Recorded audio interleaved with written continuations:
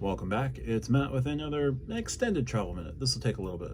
So back in 2021, American Airlines and JetBlue formed what became known as the Northeast Alliance, effectively a code share for both carriers out of such airports as JFK and Boston's Logan International. The DOJ filed a lawsuit in September 2021, alleging that it was anti-competitive for consumers, that it was a de facto merger in the Northeast for American Airlines and JetBlue, and took the case to federal court. Now, back in May of this year, 2023, a federal judge agreed with them and effectively demanded that the alliance be wound down within 30 days of that decision. 30 days have come and gone, but American Airlines announced that they were going to appeal the decision. JetBlue announced a couple of weeks ago that they were going to abandon any sort of appeal and continue pursuit of their acquisition of Spirit Airlines.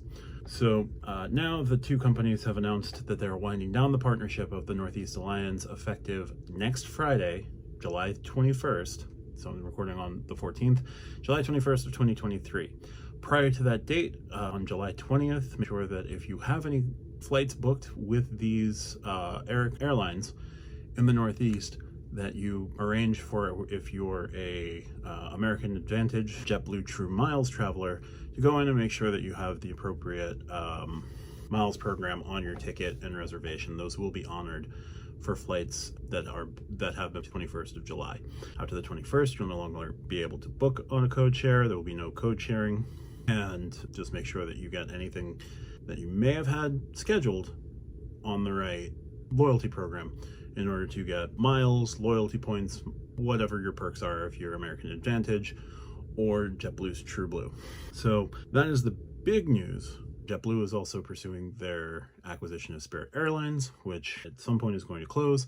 And once it does, JetBlue and Spirit will now be the 5th largest carrier in the country. Now, there's nothing that would stop JetBlue and American from later joining forces through One World Alliance. So it is possible this is just a stalling measure for JetBlue to finish its acquisition and then be able to join Star Alliance, in which case they would still co-book and use your True Blue miles to book American Airlines points, or use your AA Advantage miles to book on True Blue. There didn't seem to be anything that limited that.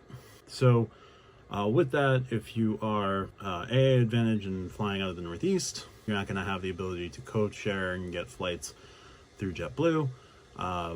Just wait a while. I think an alliance partnership maybe in the future anyway.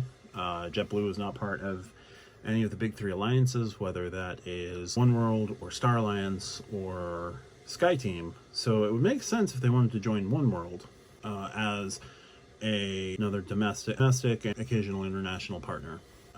There's nothing in any of the reporting that I've seen on this that would prevent that from happening. So maybe that's just going to be the fallback going forward. Also, nothing announced about American dropping its appeal, but I would assume that they are if they're winding down the partnership.